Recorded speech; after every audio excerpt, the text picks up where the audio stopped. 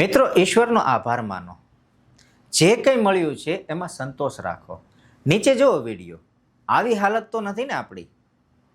દર વખતે આજે જોઈએ છીએ આપણે ઘણા બધા ઘરોની એક સમસ્યા છે કે બાળકોમાં ખાસ કરીને ખાવા વિશે ઘણા બધા પ્રશ્નો હોય છે. આ નથી ખાવું ને તે નથી ખાવું. એવા બાળકોને ખાસ આ વિડીયો બતાવજો કે આપણને ઈશ્વરે આવી સ્થિતિમાં તો નથી રાખ્યા.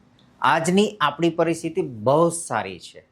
હંમેશા ઈશ્વરનો આભાર માનો, પોતાના માતા પિતાનો આભાર માનો કે આવી રીતે તો આપણા દિવસો નથી. તમને જે મળે છે એ ખોરાક, એની કિંમત કરો, એની વેલ્યુ સમજો.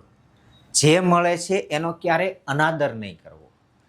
ઈશ્વરનો પ્રસાદ સમજી અને એને ગ્રહણ કરો.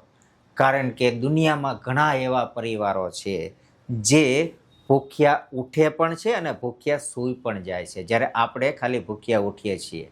આખો દિવસ આપણી પાસે અનેકવિધ ખાવાની વસ્તુઓ છે, જ્યારે આવા પરિવારો બિચારા કઈ રીતે, કેવી દયનીય સ્થિતિમાં પોતાનું જીવન વ્યથિત કરે છે એ જુઓ અહીંયા. આપણા આવા દિવસો નથી, એટલે હંમેશા ઈશ્વર અને તમારા માતા પિતાનો આભાર માનો.